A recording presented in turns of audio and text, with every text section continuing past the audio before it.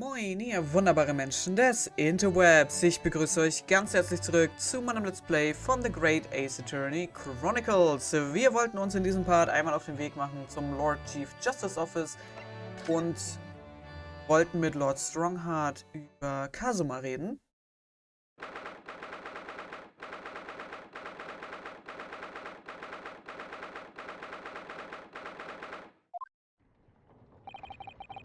Here's the final draft of the opening address for tomorrow's proceedings. I've supplemented your original with the figures you asked for from the yard. I see. Excellent work. Thank you. You're welcome, my lord. What's Lord von Zieg's doing here? Why, there seems to be an awful lot of tension in the air, wouldn't you say? This place is stifling enough as it is. We really don't need any more tension.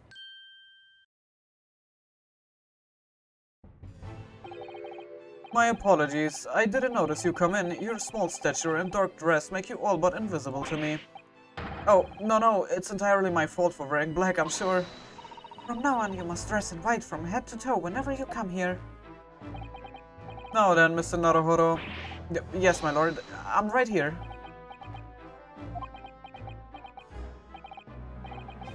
Kill me now. Is something wrong? Perhaps it's a little too hot in here for you? Oh, no, not at all. I mean, I've never experienced a room at such a perfect temperature. If you're sure, the beads of sweat carving their way down your face seem to suggest otherwise. Because of the daggers you're staring at me with, mainly. As you're no doubt aware, my International Forensic Science Symposium begins tomorrow. In fact, your father arrived in London earlier today, I hear, madam. Oh, yes, that's right, my lord. He's extremely honored to have been invited. I will leave the remaining preparations for the meeting room in your capable hands, then, Lord von Zieg's. I will attend at once.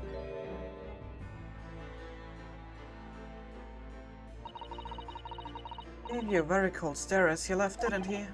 I know, but I haven't done anything. Have I? These past few days, my feet have barely touched the ground, I must say. My dedicated right hand of many years was recently put out of action in spectacular fashion. Oh, I'm sorry to hear that. Is your left hand still of service? Mr. Naruhodo, he's talking about Dr. Saif. Ah, of course.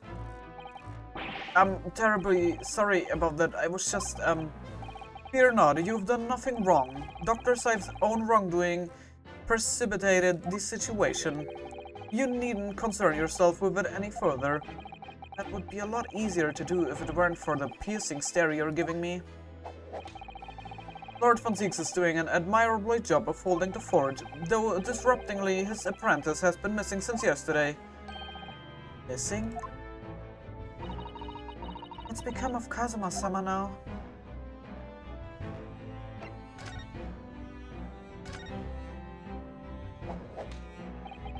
Not long ago, visitor numbers to the Great Exhibition exceeded 30 million. 30 million? Are there even that many people in the world? As a comparison, Mr. Naruhodo, the population of the imperial capital Tokyo is 2 million. I will be opening the International Forensic Science Symposium in the exhibition's main auditorium. This event has been 2 years in the making, 2 years of preparations and negotiations with other countries. Sounds like a tremendous achievement. Congratulations. The 20th century will see the whole-scale adoption of forensic investigation techniques, and cooperation between policing organizations around the globe will be essential, which is why this landmark first symposium had to be hosted here at the heart of our great British Empire, in order that Scotland Yard can become the leading investigative organization in the New World. It's the same as ever, I see. That passion of his is quite something. You're every bit as passionate in your own way, I'm sure, Mr. Naruhodo. I'm the only person in this country who truly cares about a future that embraces forensic science. It was my intention to become Her Majesty's Attorney General and reform the Yard from the ground up. So the disgrace of the forensic investigation team has been a bitter blow to my ambitions. I first established a forensic investigation team a year ago, experimentally to start with.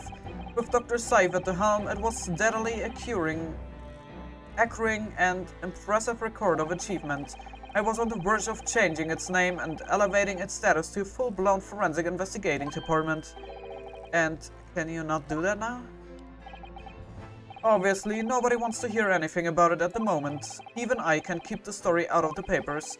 6 million Londoners will be cursing forensic science now. This incident will set back our country's advancement in the field by a good 10 years, I would say. Unintended repercussions of our trial. I simply couldn't have overlooked what had happened, though. Of course not. We should all be grateful to you both. Anyway, I will still reform this country's policing when I become Attorney General. This might delay my plans, but it won't alter them. Nothing will stand in my way. About Lord von Zieg's apprentice.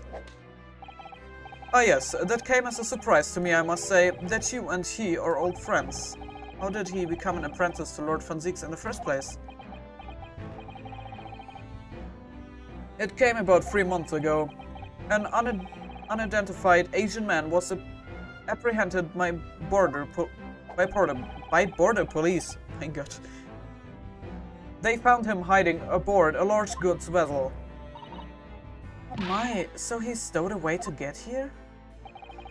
He had no papers to identify him, no passport, and he was suffering from amnesia too. Other than the fact he was clearly of Eastern descent, there were no clues as to who he was. So I decided to assign him to Lord von Zieg's, that way I could keep an eye on him. But then why the mask? I didn't want to burden Lord von Zieg's with tiresome explanations about why he had an Eastern apprentice. Because it would be so much easier to explain why he was wearing a mask. He's proving to be a great help to Lord von Zieg's. I have high hopes for his future. By the way, do you know where he's gone? No idea, but I believe he's left London for the time being. I take it you also didn't know. That the man's father was one of our country's most infamous criminals, I mean. Genjin Asogi.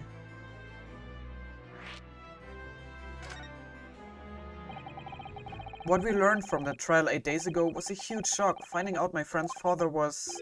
Ah yes, Genjin Asogi. The professor case 10 years ago caused a great stir here in Britain. They were such awful murders and unprecedented, using a ferocious dog as a murder weapon. And no one would have believed the culprit was a foreign student invited to study here by the government. So the true identity of the killer couldn't be made public then, and can be made public now. Nobody in your country knows it was him, and neither do the citizens of London. The main motivation was to avoid the gravitating relations between our two nations at the time, I understand.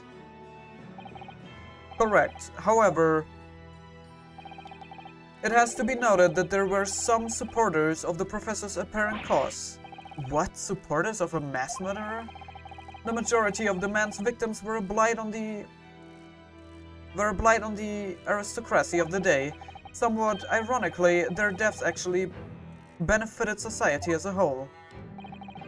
Or so a fair few thinkers in London believed anyway. Right, I see. But it was still murder, wasn't it? It seems very similar, doesn't it? To the idea of the Reaper of the Bailey.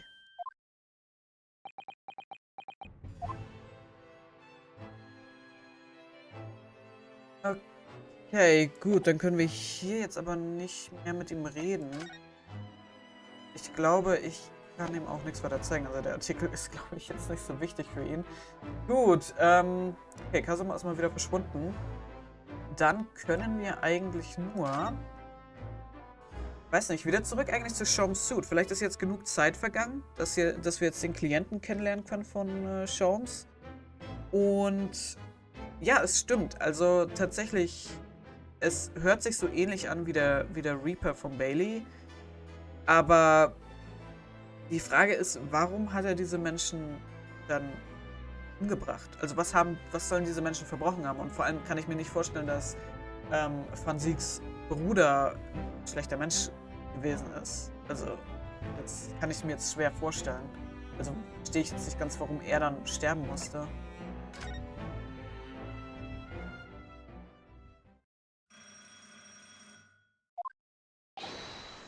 Aha! Here is my guest now, my latest client with money to spend.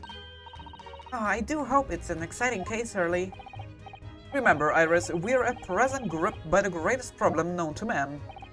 I must be willing to accept any case, no matter how unstimulating, safe locating a runaway, of course. Don't spare anyone's feelings, will you? Oh dear, I'm afraid that Hurley can lack a little tact, especially just before the rent is due. Mr. Shams, Mr. Sherlock Shams, please, oh please. Okay, das ist eine Jurorin gewesen vom letzten Fall. Please find my husband, he's run away.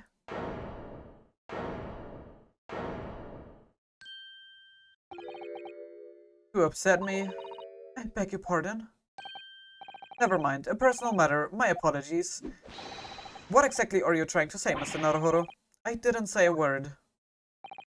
Come, my dear madam, be seated. Iris, some tea, if you please. Of course.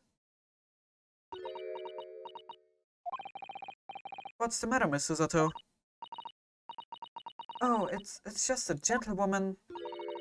I feel sure I've seen her somewhere before. Very recently. Yes, now you come to mention it. As I explained earlier, my name is Evie Vigil. Vigil? I implore you to take the case, sir. Money is no object. Simply name your figure. Money and wealth are of a little consequence to me, madam. Being offered a case to solve is reward enough. Oh, Mr. Shams, you're the picture of benevolence. I will of course make a mental note of your offer, however, for contingent reasons. I trust you will remember your words also. If I might inquire, sir, this gentleman and lady would be... Oh, me? What I'm about to tell you, I should like to communicate in the strictest confidence, you understand? Ah, these are my friends. I assure you, you may say before this pair anything which you may say to me. Ah, let's see. I can vouch for the gentleman personally. After all, he's hard of hearing. Why did I ever get my hopes up?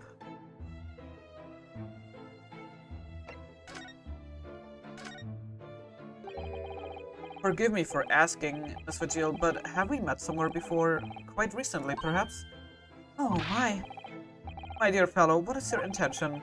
Clearly you have no ability to differentiate the facial features of the English. If you wish to invite the lady to tea, you must do so in a more gentlemanly fashion.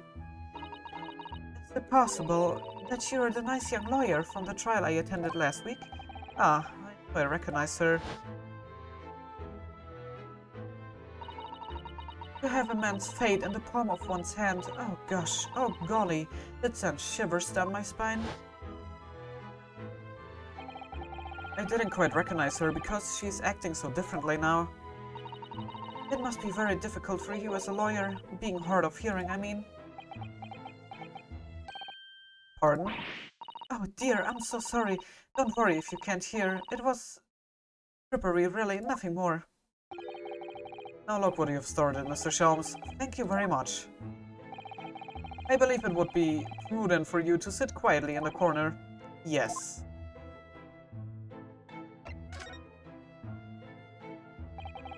Tell us about your husband, madam. Mr. Vigil, my daily is 40 years of age. I have a photograph here. An entirely unremarkable gentleman, by appearance at least. How long have you been married? It will be 15 years this year. We have a cordial relationship and my husband's income is more than adequate, so we live quite comfortably. As it would appear. I need only look at you to know these things. Oh gosh. Your dress is the latest style, your head clearly regularly groomed, and your eyes are animated.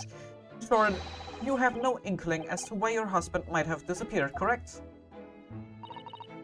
That's right, he's a kind man with a strong sense of loyalty, and he rather dotes on me. Which would point to the possibility that he has become embroiled in some incident or other. Oh, that is exactly what I fear must have happened, Mr. Sholmes. I'm quite beside myself. My husband's employment is somewhat unusual, you see. What if he's incurred some miscreants, ill will? What exactly is your husband's line of work? He's a warder at the prison. A guard?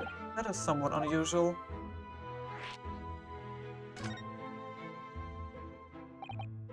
So your husband is a prison warder?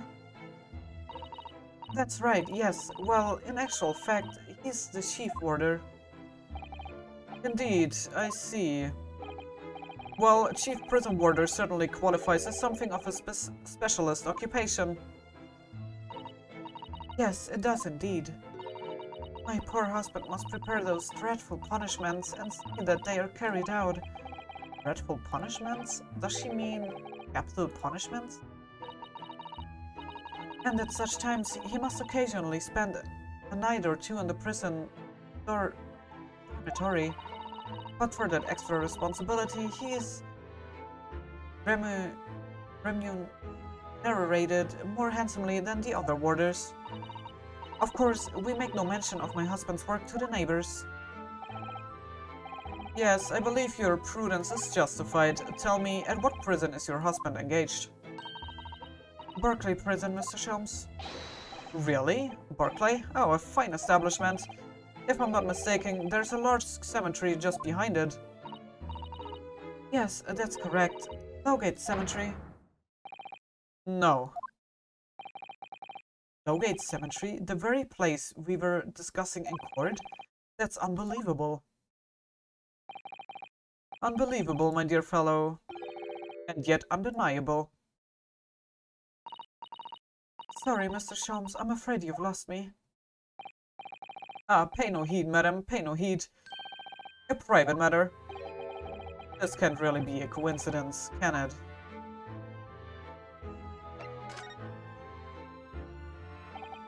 So, to the matter of your husband's disappearance, when did you realize he was missing? Please, try not to laugh. It was yesterday. I'm sorry, yesterday? That really is recent, laughably so. The truth is, my husband does at times have occasion to spend the night away for his work. It's not at all out of the ordinary for him to not return home at night, but this is different. For him not to make any contact for a whole day, that has certainly never happened before. Oh, my dear Deli, whatever can have happened? My dear Miss Vigil, please calm yourself. Now then, have you contacted the police? Why, naturally, but sadly, they refused to listen to my pleas as my husband has only been missing for 1 day. I was asked to wait patiently at home. In truth, Mrs. Vigil, I concur with the police. However, let us not be hasty. I see no reason why we should not engage my deductive powers to track your husband down anyway. Oh, thank you, Mr. Sholmes. And furthermore, let me assure you, a chance to solve the greatest problem known to man for another month has no bearing on my decision. I seek only to put a sweet smile on another Londoner's face. That's really all there is to it. You have my eternal gratitude. I shall pay any sum you care to mention. You seek only to put the suit's rent in your landlady's purse. That's all there is to it.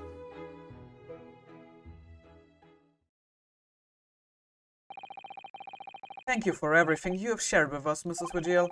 I believe I have all the information I need to begin my investigation. Oh, please report to me soon with good news, sir. Fear not, madam. In a day or two, I shall be contacting you with a hardening report, I'm quite sure.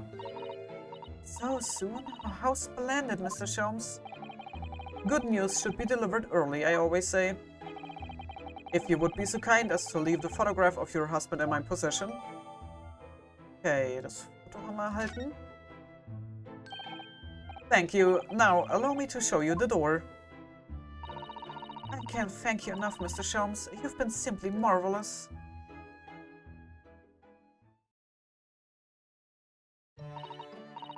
You know, I think it every time, Hurley. But how do you come out with such nonsense? Good news in a day or two? Are you sure? I can't be sure, of course, but then I didn't swear on it. I merely gave the good woman some hope. I hope to be able to give her good news, one might say. After all, the rent must be paid by the end of the day tomorrow. If by that time I've successfully located Mr. Vigil, we shall be mutually relieved. Wouldn't you agree, Mr. Naruhodo? Don't look at me with those pleading eyes. Well, my dear fellow, did you hear the details of the case? Yes, my hearing is surprisingly good, actually. Excellent. And what did you make of it? Well, I was surprised to learn where her husband worked. At Berkeley Prison, I mean. Ah, so you noted that? Of course, especially with the mention of Lowgate Cemetery. Lowgate Cemetery is at the rear of Berkeley Prison, so it was renowned among us students at the university for being haunted by the ghost of condemned convicts. Berkeley Prison is where that notorious man was incarcerated, the professor. And now a warder from the prison has mysteriously disappeared, it would seem. It's all very peculiar. Indeed, but nothing you can't handle, I'm quite certain, Mr. Naruhodo. Sorry? Run along to the prison and see what you can clean, would you? It's the prison governor you want, no doubt the man is equally worried. But aren't you going to go yourself? Surely you needn't ask. I can't possibly be seen out with this hair.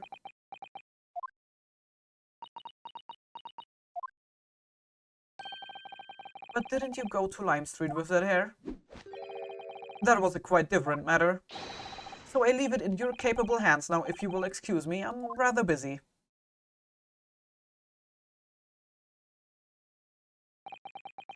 Of course you are. Wurden wir gerade zum Laufburschen degradiert für Mr. Sholmes? Na gut, aber ich muss ja sagen, mich interessiert das ja selbst, was es damit auf sich hat. Ich kann mir auch nicht wirklich vorstellen, dass das ein Zufall ist, dass genau bei dem Gefängnis ein Wärter verschwindet, wo sich der Friedhof dahinter befindet, wo der Professor begraben liegt. Das ist eine zu große, das ist ein zu großer Zufall, als dass das, ja, nicht irgendwie eine Verbindung hat. Deswegen würde ich sagen, wir gucken uns einmal im Gefängnis um. Allerdings machen wir das erst im nächsten Part. Ich bedanke mich ganz herzlich fürs Zusehen. Hoffe, ihr hattet Spaß. Und wenn ihr mögt, sehen wir uns sehr, sehr gerne im nächsten Part wieder. Bis dahin. Ciao.